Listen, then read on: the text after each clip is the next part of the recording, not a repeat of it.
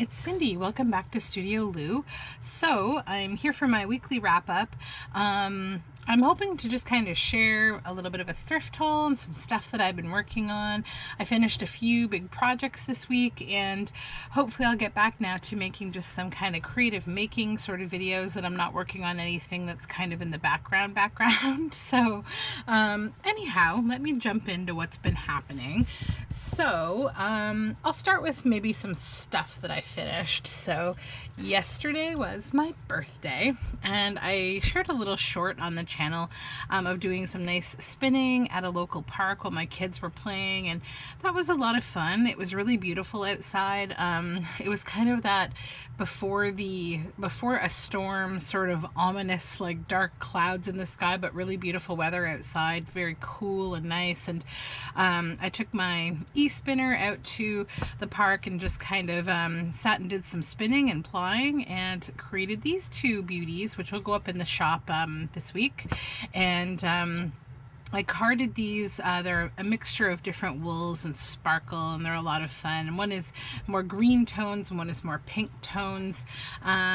Yeah, so they're really squishy and fun. So I finished spinning those up, and we had a double rainbow yesterday. So that was one of 2 birthday gifts that I got. The other one is slightly more boring, but kind of super important. So if you recall, and I know I've already talked about this 8 million times, the appendicitis of doom that I had a while back. Well, I had this weird, when you do a follow-up, they like to do an ultrasound to just make sure everything inside is healing and looking normal.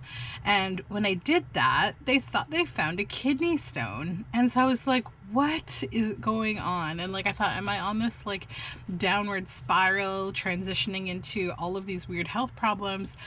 Because at the same time, I'm doing a ton of great things for my health. I've, really changed my diet to be the best for my body, and I've been exercising a lot every day, and I'm like, what is going on now? So I've been kind of in the doom and gloom a little bit, worrying about this. And then I had an x-ray and a CT scan, which are a lot more targeted toward identifying and getting a better look at kidney stones. And so, as it turns out, I don't have a kidney stone. My kidney specialist that I was assigned to told me that that's why he ordered those tests, because sometimes ultrasounds can sort of show things that aren't really there, shadows, imaging quality.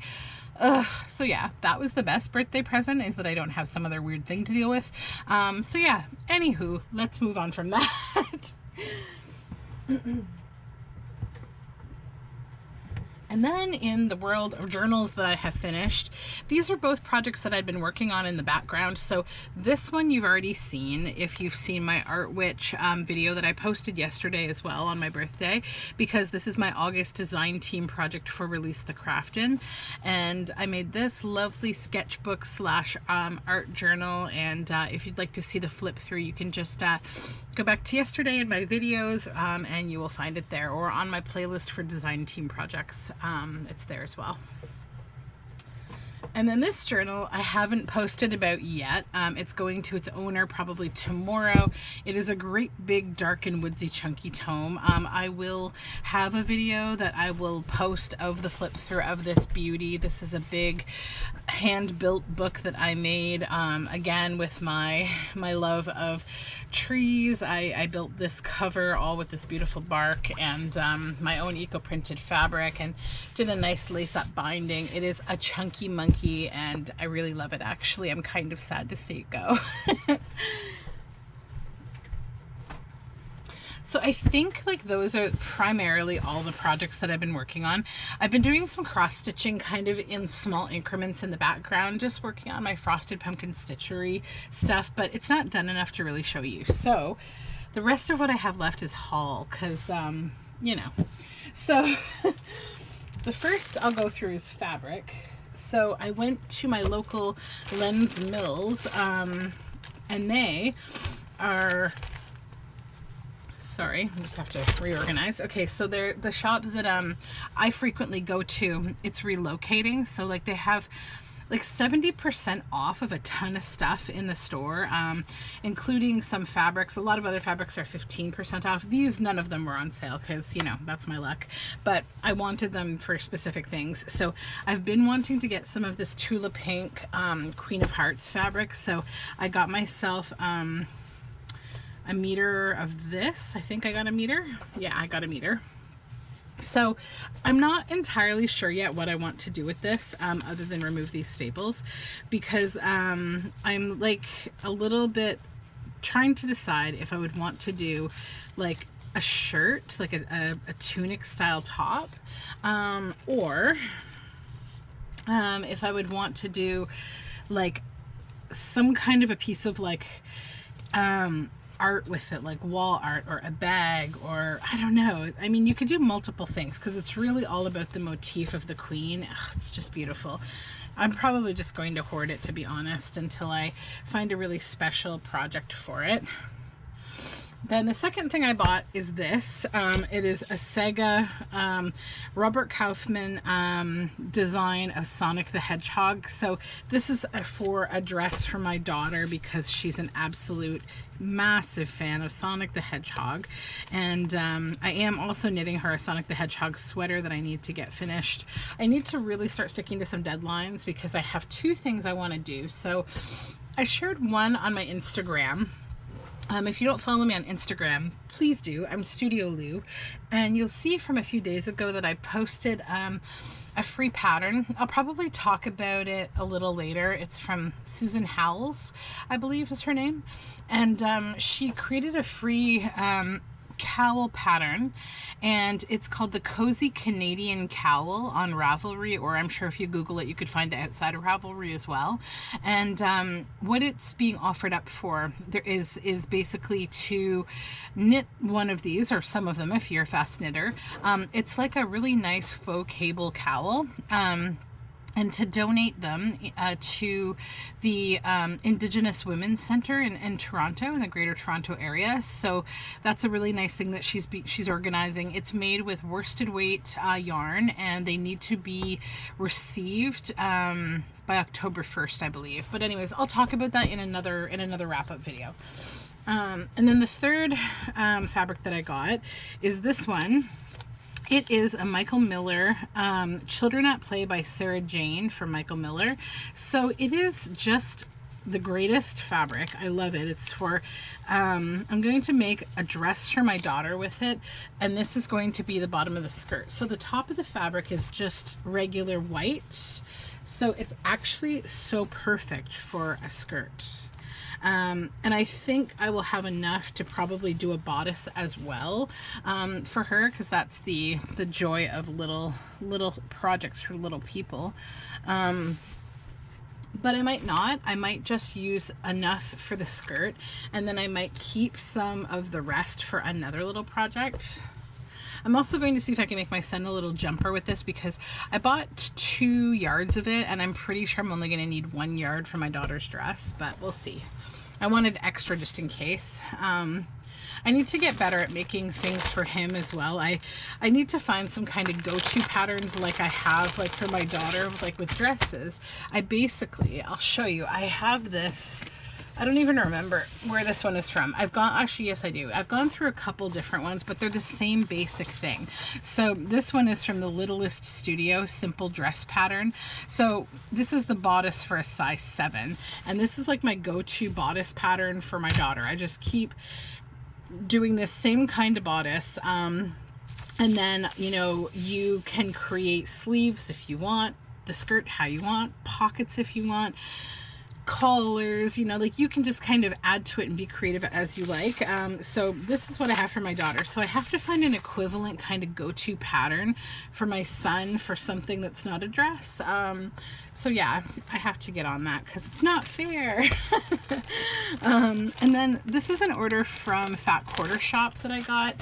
I originally eyeballed this fabric, the one panel of this fabric, on another YouTube channel called Stitch Roadies. I think Anna from Stitch Roadies was doing like a sort of a shop tour of like her local stitching shop, which I think is like acorns and threads. It always just sounds so wonderful, but what it is it's a Halloween fabric. Let me just turn it over here. So it is called, so it's a Riley Blake design, and it is old made by a Wecker Frisch, RileyBlakeDesigns.com. So I got this one from Fat Quarter Shop. Originally, this is what I saw in a large panel of the Old Maid, and I just thought it is just a really cool fabric. It's very like, I would say it would be really good for a quilt, which is what I'm thinking of making with it. It's very Halloween-y though. Let me show you the other panels.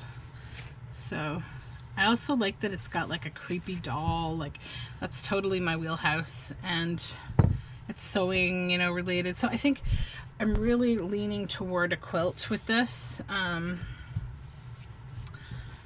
Then I got another one that is of the same kind of, this one is, it has like small card sized and many more little motifs. Again, Riley Blake Designs. I'm not sure if it has a different name, but look at this. It's amazing.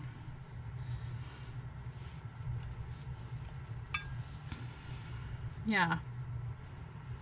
So I'm pretty excited about it. I think it's going to be amazing for a really fun quilt, and I'll probably have to get some orange or brown kind of, or black fabric, though I probably have some in my stash, at least black anyways. But I'm probably going to look to the colors that are in this and maybe get some nice kind of taupey cream and black and orange, and make myself some kind of a nice quilt with those. So that will be another project. And the rest of this, I think, is, well, I'll do thrift store haul next. So still with the fabric, so I've been beginning, this is a linen pillowcase, like a vintage linen pillowcase, and it's really nice. Actually, it's a runner, it's not a pillowcase, which is even better. So I'm going to be scouring it, hopefully today. So if you haven't noticed already, underneath me here is this eco-printed fabric. So I originally learned the majority of my knowledge of plant and dyeing and eco-printing from Irie Dolman. She is an incredible eco-printer and dyer and just person in general. And you can find her workshops on her website, iriedolman.com. I'll link to them in the description box, because she's just released, like, this is using her technique from her monochromatic printing workshop, and she now has a new workshop called the Full Palette, and it's basically, I've just gotten started, but it is taking you through what kinds of plants do what, which ones have like different effects, like they will, you know, add color, take color away. I don't want to give a whole lot of detail because it's not my information to share. But yeah, as well as what fabrics to use and how to choose your plants and how to scour your fabrics, mordant them, prepare them. Yeah, so it's honestly a compendium of knowledge. It's incredible. So that is what I picked this up for. I'm always trying to find, you know, good vintage fabrics. I love this lace, but it's all about the fabric for me. I'm really going to make something nice with that.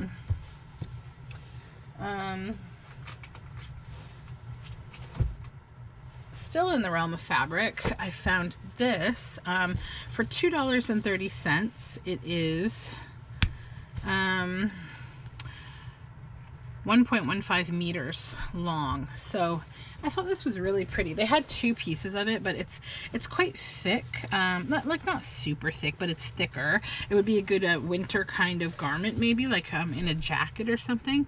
But yeah, it's really nice. So I'll do something with that. It would also make a really beautiful journal cover, like a vintage kind of feeling journal.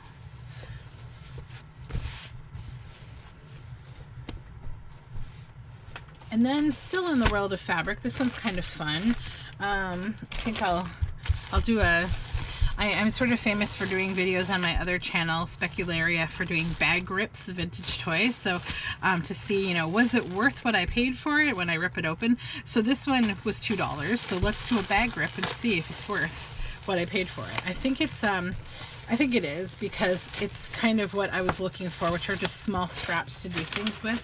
So it's got some nice purple strip, and then these are, oh, this is one piece, but it's kind of got some randomness to it, how it's been cut, but it looks like a nice vintage kind of fabric.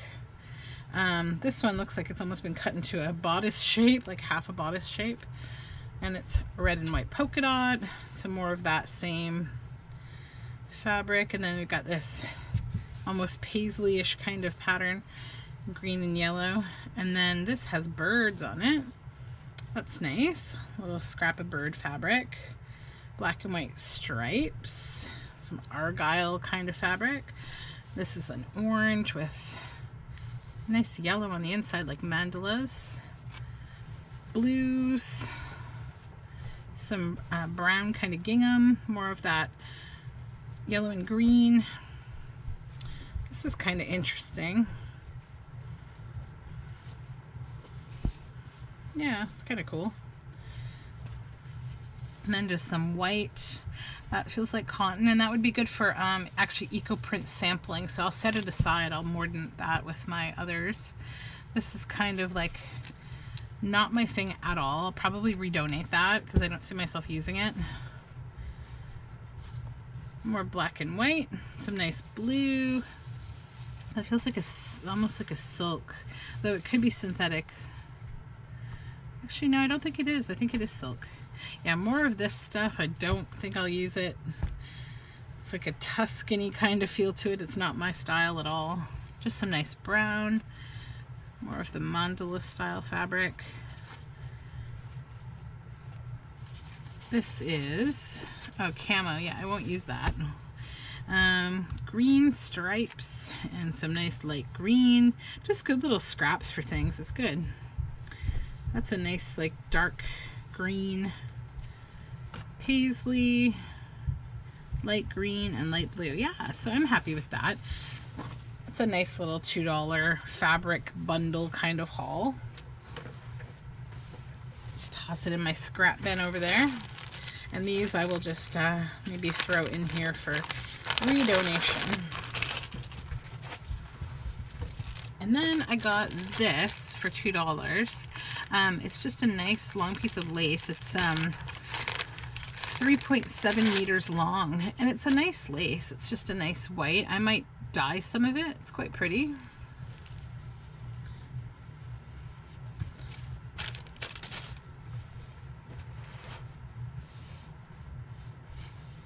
And then I got this little bundle of these little crochet lace doilies. There's 12 of them, I think they said in these.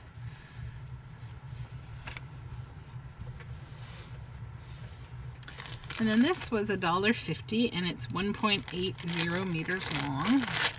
And it's another nice broad lace, blue and white, and it has like a few kind of 2 tiers to it. It's really pretty.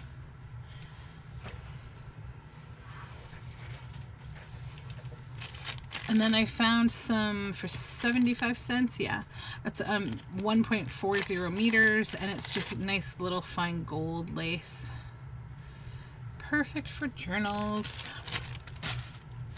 And then for $1, I found 4 nice embroidery threads. I always pick up embroidery floss when I find it. Then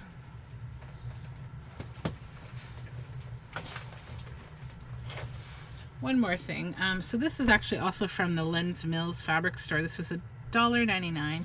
It's just a simple little doily that I thought would be great for a journal. Just a little embroidered doily.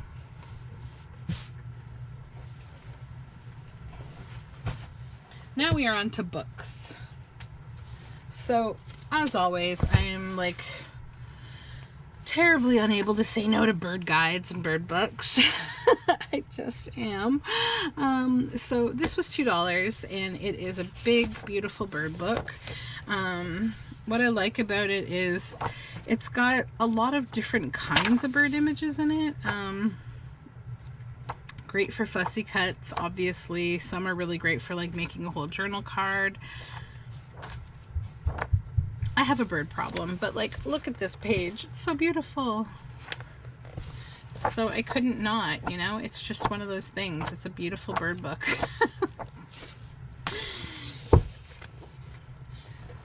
Then, can we just pretend this is all the same book, like they were glued together, please? Because it's another bird book. But it's a really nice one and it's vintage. It's John Kieran, An Introduction to Birds. This book is gorgeous. It is, let me say, 1965. So these are really illustrated in a way that I really love. Like, also the paper feels amazing. And these are really nice and very easy to fussy cut. Like, they're just, I don't know how to explain, like they're smooth, they're easy to cut, and I really like them. So I'm not mad at myself because it's a great book.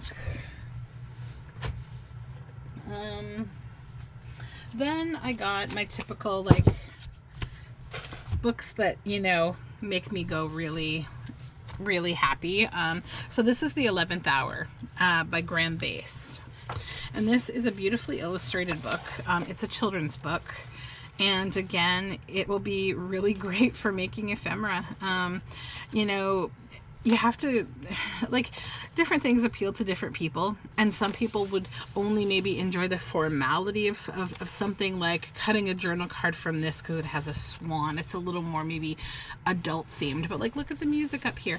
You know, it's just, this book is so beautiful, and some of the things are quite childlike, but you know what? So am I. So am I. So I'm really happy to have found it. There is, in the back, there's like information about like the different things inside the book. Like, it's kind of like clues. Like, this is a mystery book, and so he gives you like a bunch of clues at the back here, this top secret inside story.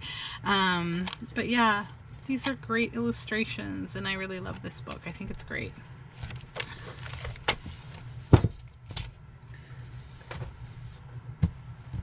Then this one, Swan Harbor, a nature counting book by Laura Rankin. This is a beautiful book. The illustrations are amazing, actually. I'm going to read this one probably with my daughter, but like, it's maybe a little too young for her and it's a little too old for my son yet, so I might just use it, to be honest. I have so much homeschooling material, and like, these are just beautiful, beautiful illustrations, and it's just a counting book. But look at these illustrations, the cormorants. Cormorants are so majestic to me. Like, I think a lot of people don't like them because they're an introduced species, at least where I live, and they're invasive. Like, they, you know, they're not great for the fish population or the bird population, but they're so majestic to me. I still remember it was only about maybe well, maybe about almost 10 years ago, I guess now. Wow, a lot of time has passed. It was my first time ever seeing one, and I was in Mississauga at like the lake shore of Lake Ontario, and I just remember seeing like a black bird standing on top of like this kind of, it was like a log, but it was being used as a marker for something, and I was like, what is that? And it was just far away, like too far away from my camera on my phone 10 years ago to be able to focus on it to see what it was. And I was like, this is some crazy like bird from another country. and you know, we saw it diving and it would come back up, and it was just the most majestic thing ever. Of course, then it's just like now I immediately ran home and did some research and learned all about cormorants and, you know, how they've been introduced here, and like, you know, that they're breeding en masse kind of. So, but they're really pretty birds. They're really interesting to watch. You know, it's just one of those things, like, very cool bird. And then this one, this is a huge book. Like, it is giant. It won't fit in here. I'm like, whose idea was it to make children's books that are this big? Like, where do you think we can put these? It's the McCalls, the McCall book. So this is Little Red Riding Hood and the Frog Prince. They had a whole collection of these at my thrift store, of different stories, but most of them didn't apply to me, to my style. And so I like them for the big words, and then some of the illustrations are really nice. Like I love the Red Riding Hood illustration. The way that they've drawn her is really nice. The woods, the owl, the critters, oh, the little bunny. Here, let me move this up so you can see in this gigantic book, the bunny. So yeah, it's going to be good for making journals. So it's the story of Red Riding Hood, and then the Frog Prince is at the back, and I've had this illustration before. It's so beautiful. Yeah. So that story, the Frog Prince, I think some of it's going to go into a journal that I've been planning for a while. And then the last book that I got, not so much for journaling, I'm actually going to read this one. It's the Bedside Book of the Garden. And I don't know if maybe in the future it might become journal fodder. We will see. I don't know if, oh, it does have illustrations. But yeah, I'm just really interested in reading about it from the perspective of gardening, history, and this is right up my alley for what I find interesting to read. Then my last little haul is not that exciting, but kind of cool. It's my my Dollar Tree haul. So I had to go to Dollar Tree to get a few things. Mainly kid stuff, but then I found a few weird things. So Crafter Square DIY cloth, I found these, and I don't know, like I tried to find out what material they are because I was like, maybe I'll use them in my eco printing experiments. So I don't know what material they are, which is kind of weird. Like I'm surprised they don't have to list that. It feels honestly like it's a really interesting, like thin cotton. Like I think it's just a piece of cotton. It literally just looks like plain cotton. So that's my assumption. And it shows that they're used for tie-dye. So probably they would have to be cotton if they actually did do this, you know, kind of thing. Oh wait, is that a label right there? Oh, here we go. Poly cotton. Okay, well that will still work to dye. So it's polyester and cotton. 64% polyester, 36% cotton. So you know what? That'll be a fun experiment actually to see what goes on. I primarily like to just use natural fibers when I'm doing eco printing or any dyeing really these days. But that's not necessarily because synthetics don't dye. They do. They're, you know, the same kinds of, they have typically the same kinds of efficacy as, you know, ramie or hemp, or like a lot of different plant materials like viscose. They're probably most similar to viscose, using things like, you know, most man-made fibers or petroleum-based fibers.